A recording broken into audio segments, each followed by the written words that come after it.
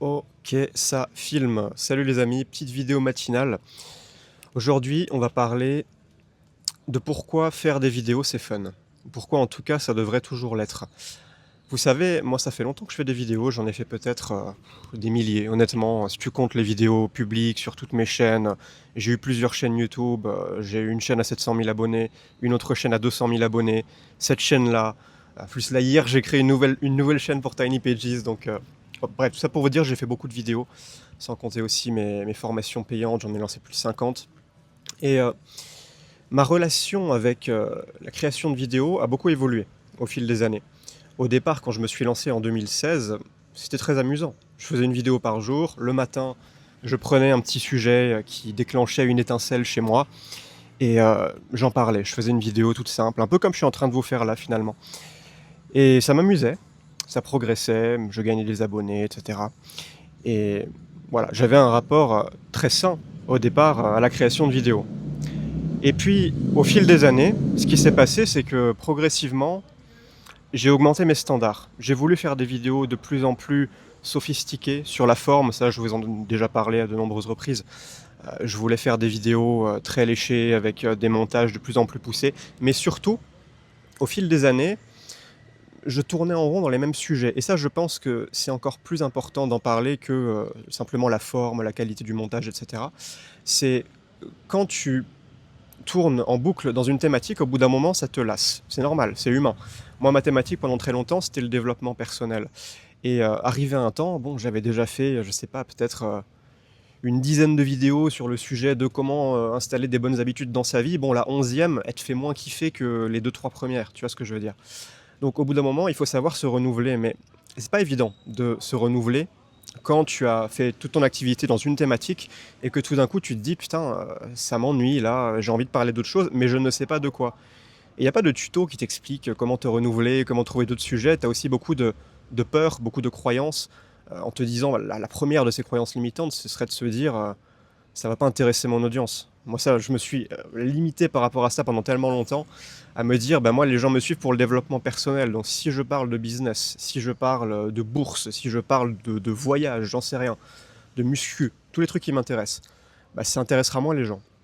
Et ça, je me suis rendu compte rapidement que ce n'était pas le cas et que les gens me suivaient surtout pour ma personnalité, parce qu'ils aimaient bien mon style pédagogique. Et c'est ensuite, quelques années plus tard, que j'ai développé ce concept de synthétiseur de connaissances.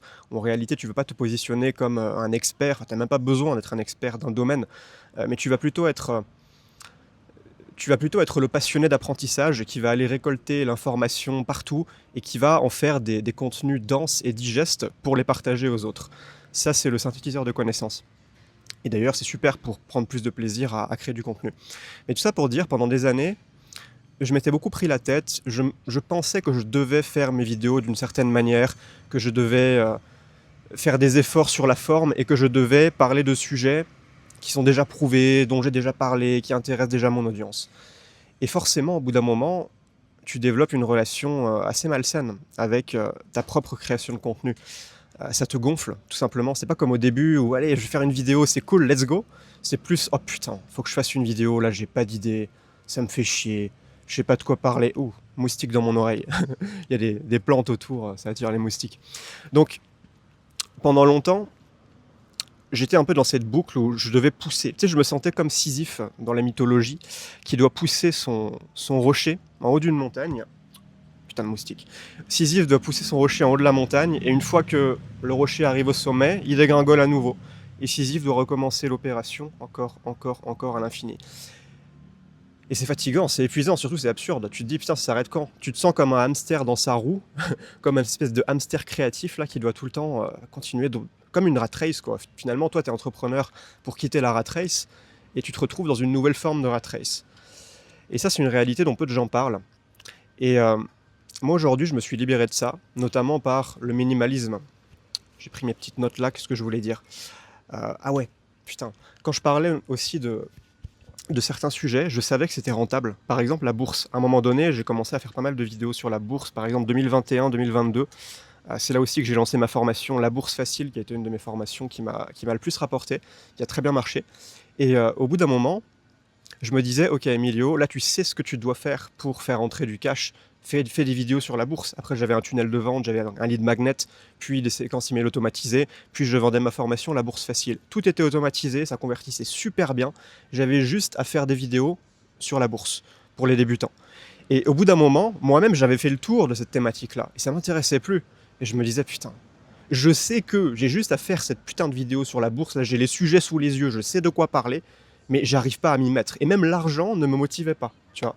Donc au bout d'un moment, j'avais développé cette relation tellement conflictuelle à mon contenu que même si je savais que ça allait faire beaucoup d'argent, j'arrivais pas à m'y mettre. J'arrivais pas à me forcer, tu sais. Et on va parler maintenant des solutions. Comment retrouver un rapport sain à la création? C'est ce que je suis en train de faire aujourd'hui. Pour moi, je t'ai beaucoup parlé donc, de minimalisme entrepreneurial, de simplicité. Il faut comprendre une chose, c'est que le minimalisme, c'est pas une fin en soi. Le minimalisme, c'est un moyen d'arriver au résultat, qui est que tu prends plaisir à faire des vidéos. Comme je te disais dans l'intro et dans le titre de la vidéo, faire des vidéos, c'est fun. En tout cas, ça doit toujours l'être. Si faire des vidéos, ça te fait chier, c'est qu'il y a un problème. C'est pas, ah ouais, hustle, discipline, le mental. Non, non, non. Quand tu es dans un travail créatif, si tu ne prends plus de plaisir à créer, il y a un problème. Il faut changer ton approche, il faut changer ta manière de faire les choses. Et moi, c'est ce que je fais en ce moment avec le minimalisme. La première chose, c'est que je me suis demandé qu'est-ce qui me faisait chier, concrètement, dans mon activité. Et le montage vidéo, ça en fait partie. Tu vois, j'aime pas le faire de montage vidéo. J'ai déjà bien réduit le montage vidéo. Tu sais, les vidéos que j'ai fait le mois dernier, je faisais que des cuts. Et c'était beaucoup plus rapide déjà. Ça m'a beaucoup libéré. Mais ça me faisait quand même chier, si je veux faire des vidéos tous les jours, de devoir faire des cuts pendant 30 à 60 minutes. C'est abrutissant. Moi, j'aime pas ça. Et je veux pas prendre de monteur vidéo parce que j'ai pas envie que la vidéo soit publiée 3 jours plus tard. J'ai envie de la balancer direct. Donc, problème, quelle est la solution? Apprendre à faire des vidéos sans montage. C'est ce que je suis en train de faire là. Donc c'est ma nouvelle manière de créer du contenu, vidéo sans montage. Évidemment c'est plus lent, évidemment c'est un peu mou, ça plaira pas à tout le monde, mais moi je m'amuse. Et c'est tout ce qui compte. Le minimalisme, ça vise à simplifier ton processus créatif en retirant ce qui te fait chier pour que ce soit plus amusant. Le but final du minimalisme, c'est que tu t'amuses. Et tu sais, souvent on me dit « Ouais, mais le minimalisme, tu vas tout supprimer, il restera plus rien à la fin. » Le but, c'est pas de tout supprimer, c'est de supprimer ce qui te fait chier et qui est non essentiel. Regarde, je vais te donner un exemple. Si toi, pour tes vidéos, pour ta chaîne, ça te fait plaisir de faire des belles miniatures sophistiquées, même de faire des A/B testing de plusieurs miniatures pour chacune de tes vidéos, tu kiffes le faire. Ça te prend peut-être du temps, c'est compliqué, voilà, il y a un processus assez technique, mais c'est fun, t'aimes bien. T'aimes bien voir quelle est la miniature qui performe le mieux. C'est pas minimaliste, c'est pas Pareto, mais si ça te fait plaisir, fais-le. Fais-le, c'est tout ce qui compte. Ce qui compte, c'est de protéger le plaisir dans ton processus créatif. C'est tout. Autre chose, parler aux gens. Oula, il y a un débroussailleur là derrière, j'espère que ça va pas trop faire de bruit. Les aléas du direct. Donc, parle aux gens, c'est-à-dire parle aux humains qui te suivent. Dans ton audience, il y a des gens qui te regardent, et toi, tu les vois pas. Eux te voient, mais toi, tu les vois pas. Putain, j'ai choisi le pire moment pour faire ma vidéo. Je vais décaler. Donc,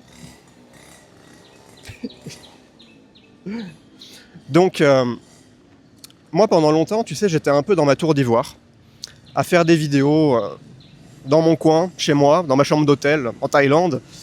Et je voyais pas les gens, tu sais, je lisais peut-être un peu les commentaires, mais les commentaires, des fois, t'as l'impression de parler à des Pokémon, parce que tu vois juste des pseudos avec des photos de chiens. T'as pas vraiment l'impression de parler à des humains. Et donc, tu peux te retrouver au bout d'un moment déconnecté de ton audience. C'est-à-dire, toi, tu prends tes sujets, tu parles de ce qui t'intéresse, etc. Mais tu comprends pas vraiment qui sont les gens à qui tu t'adresses. Tu les vois pas, tu les écoutes pas, tu échanges pas avec eux. Et ce qui a tout changé pour moi, notamment depuis que je fais Tiny Pages, c'est que je prends les gens en appel. Je fais des appels découvertes pour présenter Tiny Pages aux entrepreneurs que ça intéresse. Et ce qui est super, c'est que je peux comprendre beaucoup mieux leurs problématiques, je peux comprendre qui ils sont, comment fonctionne leur business, ça me donne plein d'idées. Et de cette manière, quand je fais des vidéos, j'ai vraiment l'impression que c'est utile. J'ai vraiment l'impression que je la fais pour quelque chose, je la fais pour des gens qui sont réels, tangibles, concrets. Pas pour des Pokémon avec des petits pseudos et, et des photos de chiens. Donc, si tu as la possibilité, parle à ton audience, peut-être fais du coaching. Le coaching, c'est super, surtout si tu débutes, parce que très facile à mettre en place. Tu fais un petit calendrier payant, un truc comme ça, et boum, tu balances le lien, petite consultation avec toi, et tu rencontres les gens. Tu le fais même pas pour l'argent, tu peux même le faire gratuit au début si tu veux. Tu le fais pour te rendre compte qu'il y a des humains derrière l'écran, et que putain, ça fait plaisir de voir à qui tu parles. Et tu peux beaucoup mieux les aider ensuite, tu peux te sentir beaucoup plus utile. Et ça a changé le game pour moi. Donc, simplifie ton processus créatif, enlève ce qui te fait chier, et parle aux humains. Petit appel à l'action de fin, tu peux recevoir le guide du créateur minimaliste, qui est donc un petit PDF, J'ai pas encore fait le PDF, mais là il est en ligne. Donc pour avoir tous les grands principes de ma philosophie de minimalisme entrepreneurial, si tout ça te parle, si tu as envie d'arrêter de te faire chier et d'avoir de meilleurs résultats comme ça, parce que oui, je suis profondément convaincu qu'on n'a pas besoin de se prendre la tête avec des petits détails techniques. On n'a pas besoin de se compliquer la vie. Et le plus important, c'est de kiffer. On fait ce métier pour profiter. On fait ce métier parce que on est des gens créatifs, on a besoin d'exprimer notre créativité. Et si ça devient pénible, il faut retirer cette épine de notre pied. Donc le guide du créateur minimaliste va t'apporter beaucoup plus d'insights là-dessus. Lien en description pour le recevoir. Je te fais une bise et je te dis à la prochaine.